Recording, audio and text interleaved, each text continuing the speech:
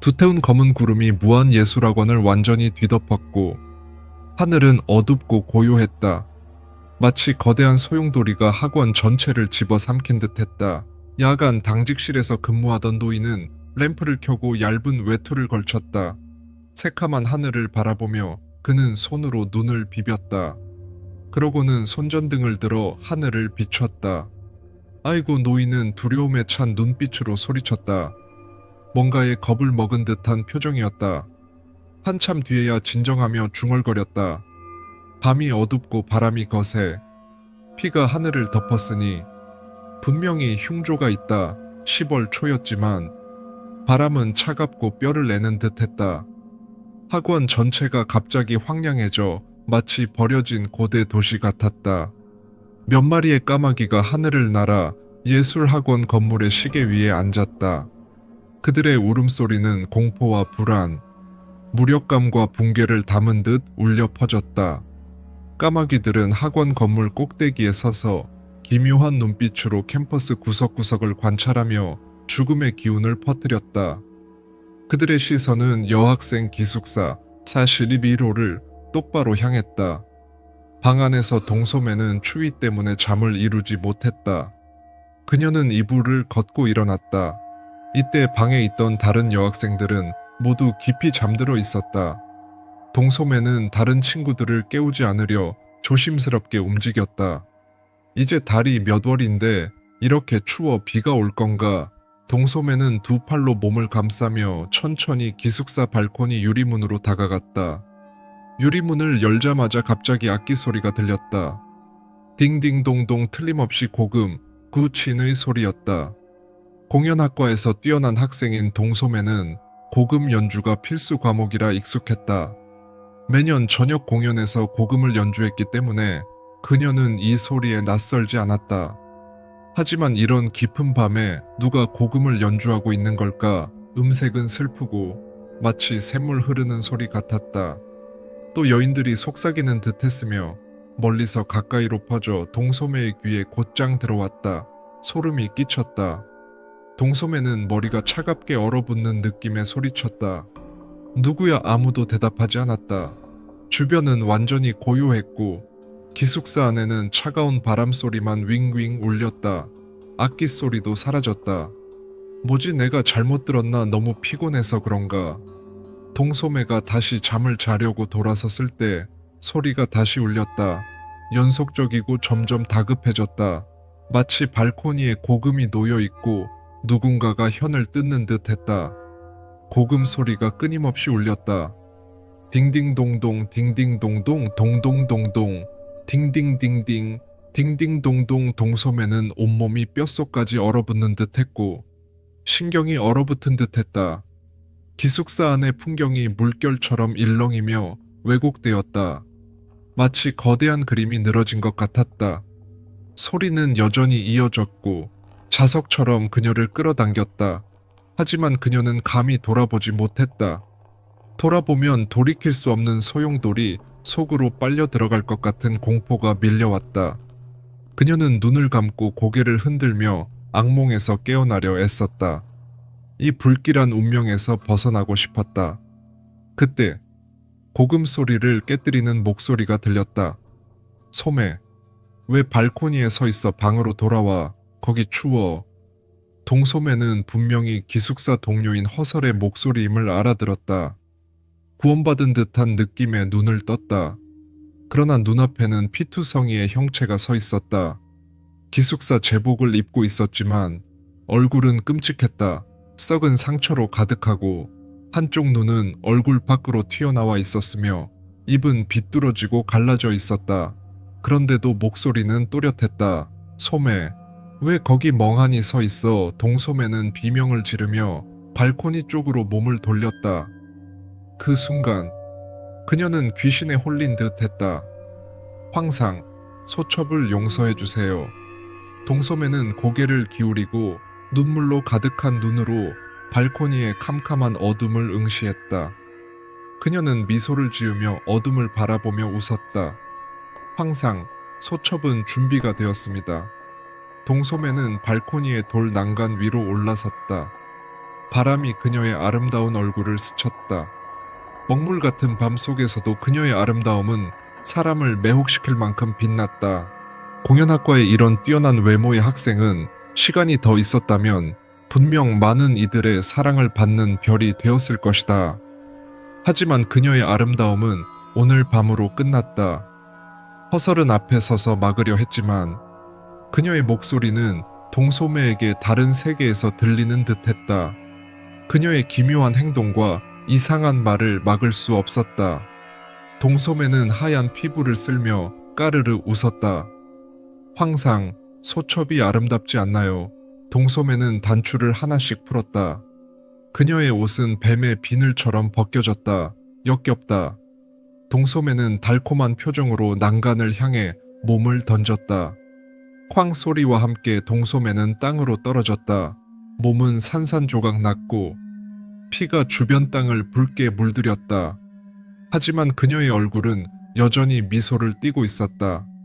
석 달 뒤 Y 가든 건물 최상층 난간에 두 여학생이 서서 고대 왕조의 노래를 부르며 자신들을 고대 궁정의 귀비에 비유했다. 위험한 상황에도 전혀 신경 쓰지 않았다. 이 두 여학생은 여학생 기숙사 41비비로의 빙빙과 허설이었다. 그들은 짙은 화장을 하고 옷을 차려입어 달빛 아래 매혹적이고 두드러졌다. 그들 옆에는 몇 명의 경비원이 조심스럽게 다가가고 있었다. 무례하구나. 너희는 하찮은 신하일 뿐이야. 한 걸음 더 다가가면 황제가 너희를 오마분시하고 구족을 멸할 것이다. 빙빙이 분노하며 왼쪽에 제복 입은 경비원들에게 소리쳤다. 그녀는 손을 휘저어 경비원들을 겁에 질리게 만들었고 그들은 계속 뒤로 물러났다. 와, 정말 연기를 깊게 했네. 한 경비원이 말했다. Y 가든 건물 아래 수천 명의 교수와 학생들이 걱정스레 고개를 들어 올려다보고 있었다. 소방차 아직 안 왔나? 왜 이렇게 느려? 젠장 큰일 나면 저놈들 거북이보다 느리다고 다시 전화해. 학과장이 소리쳤다. 모든 분노를 옆에 서 있던 젊은 강세에게 쏟아냈다. 젊은 강사는 떨며 전화기를 꺼내 119에 전화했다. 아, 그때 멀리서 한 여학생의 비명이 들렸다. 그녀의 눈에는 지금껏 본 가장 무서운 장면이 담긴 듯한 공포가 가득했다. 현장에 있던 교수와 학생들도 그 비명에 겁을 먹었다. 선생님, 여학생은 젊은 강사의 손을 잡고 흔들었다. 이미 걱정으로 가득했던 강사는 이 갑작스러운 충격에 전화기를 땅에 떨어뜨리고 어쩔 줄 몰랐다. 학과장은 사건에 정신없던 중이라 그 여학생이 무슨 말을 하는지 모르고 소리쳤다. 뭐야, 건물에서 무슨 일이 일어나는지 안 보여. 아직도 모른다고네. 여학생은 흐느끼며 눈물을 흘렸다. 하지만 눈빛은 차분하고 돌처럼 굳어 있었다. 고통스러운 목소리로 말했다. 하리로 기숙사에서 한 여학생이 목을 매 자살했어요. 으흐흐. 뭐라고? 이 말을 듣고 학과장은 눈이 튀어나올 듯 놀라 몇 걸음 물러섰다. 온몸이 두려움으로 떨렸다. 주변의 교수와 학생들도 겁에 질렸다. 모두가 이 갑작스러운 소식에 혼란스러워할 때 갑자기 경비원이 소리쳤다. 여학생, 하지만 너무 늦었다. 허설은 옷을 벗고 수십 미터 높이에서 뛰어내렸다. 빙빙은 옷을 벗는 속도가 느려 뛰어내리지 못했고 재빠른 경비원들에게 붙잡혀 바닥에 눌렸다. 그건 내 거야. 돌려줘. 돌려줘. 빙빙은 붙잡힌 채 건물을 향해 소리쳤다. 마치 묶인 여우 같았다. 검시관과 경찰이 조사한 결과 41비로에서 목을 맨 장정정에게 손톱 자국이 있었고 기숙사에는 명백한 싸움 흔적이 있었다.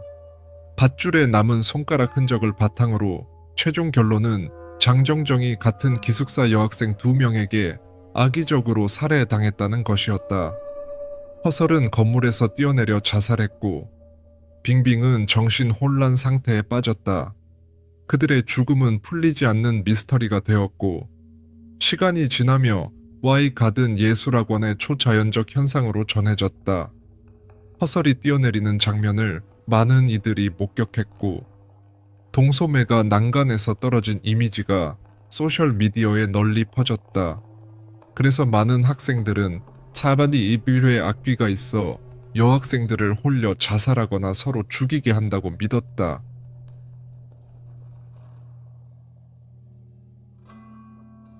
죽음의 기숙사 으스스하고 미스터리한 여학생 기숙사. 한밤중 울리는 귀혼의 음악은 누구도 벗어날 수 없다. 무한예술학원에는 봉인되었던 여학생 기숙사가 있다. 그곳엔 4명의 여학생이 살았다. 1명은 미쳤고 2명은 건물에서 뛰어내려 자살했으며 1명은 같은 방 친구에게 목이 매달려 죽었다. 왜 자살한 여학생들은 모두 높은 건물에 서서 고대 왕조의 말을 웃으며 했을까?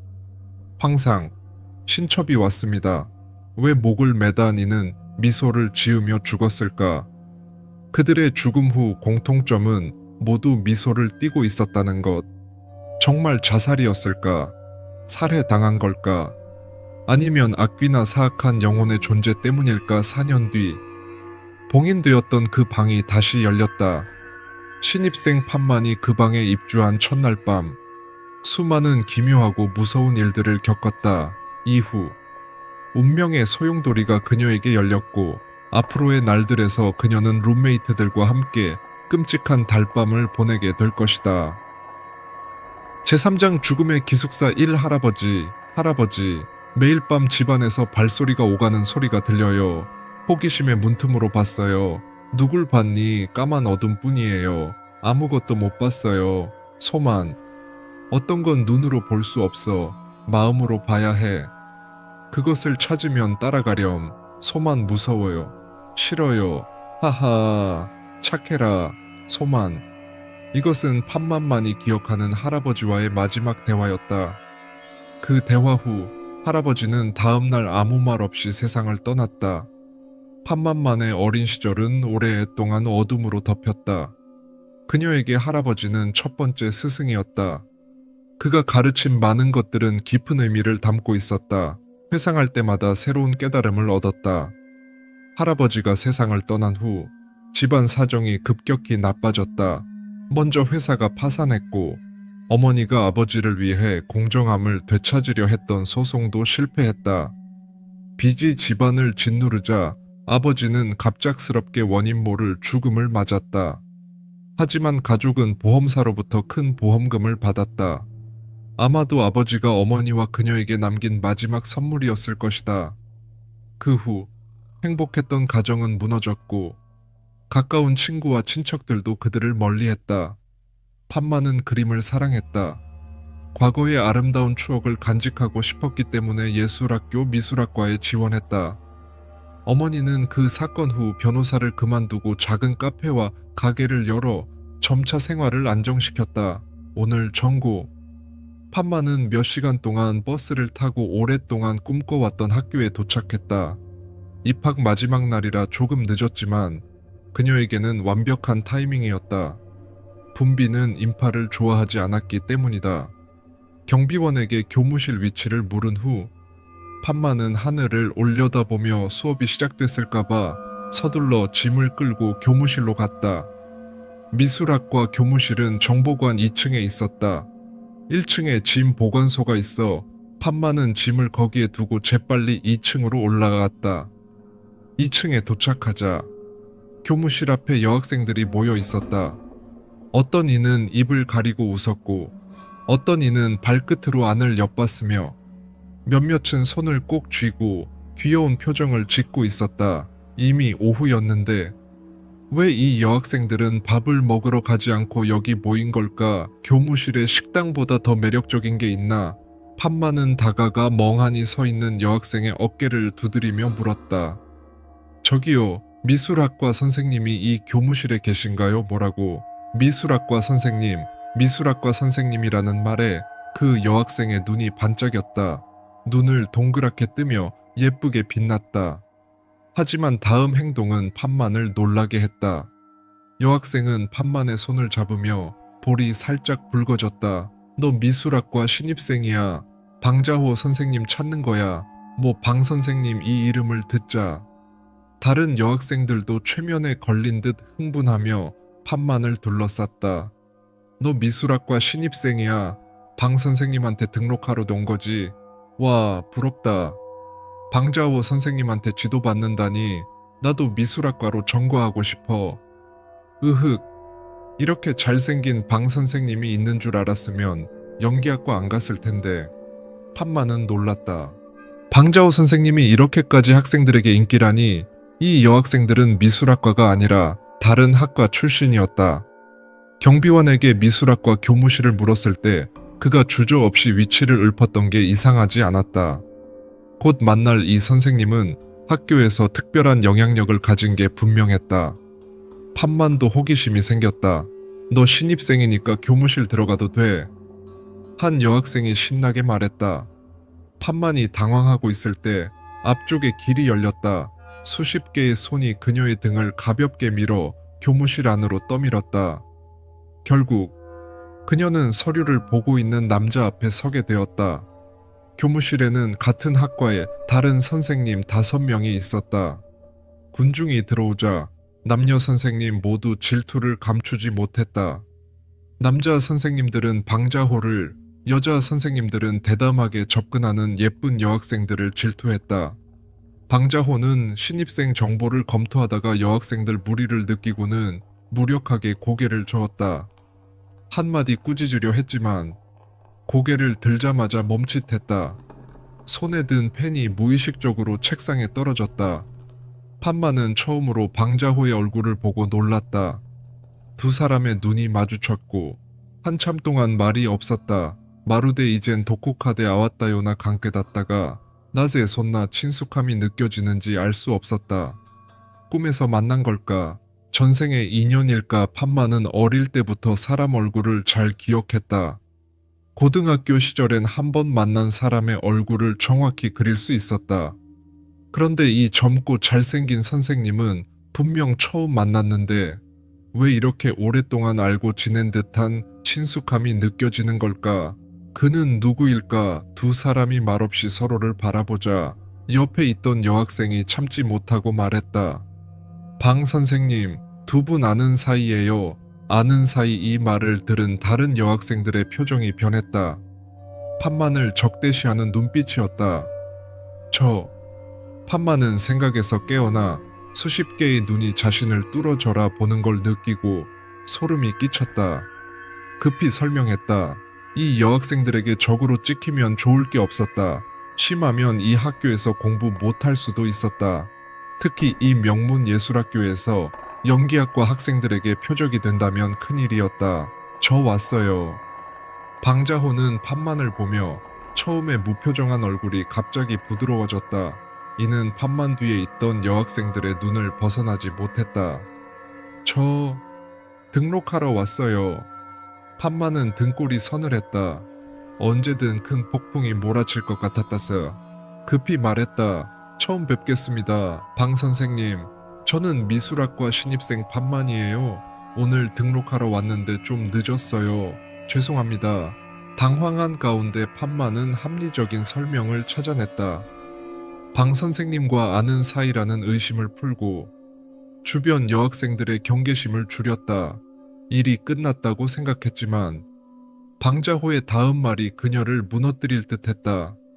젊고 잘생긴 이 남자는 이마가 밝고 눈은 빛났으며 코는 곧았다. 누가 선생님이라고 알려주지 않았다면 판만은 그를 유명 스타로 착각했을 것이다. 판만은 방자호를 보며 살짝 멍해졌다. 이렇게 잘생긴 남자에게 매력을 느끼지 않는다면 거짓말일 것이다. 하지만 지금 상황은 급박했고 공략할 때는 아니었다. 너를 오랫동안 기다렸어. 방자호가 한 글자 한 글자 천천히 말했다. 이 말은 별것 아닌 듯 했지만 대상이 잘못되자 매우 애매하고 암시적으로 들렸다. 선생님, 저희... 판만은 당황하며 입꼬리가 실룩였다. 옆에 반짝이는 눈빛들을 힐끔 보니 마치 처음 만난다고 하지 않았나 라고 말하는 듯 했다. 그 눈빛은 판만에게 억울함을 느끼게 했다. 상황은 마치 판만이 얼음 속으로 밀려난 듯 했다. 너 전화번호 줘. 이건 방자호가 판만에게 한 3번째 말이었다. 왜 이렇게 빨라? 옆에 여학생이 불만스럽게 중얼거렸다. 판만은 이 상황을 보며 침착하려 했지만 손이 말을 안 들었고 입은 바보처럼 웃었다. 하지만 그 미소는 다른 이들에게 밉상으로 보였다.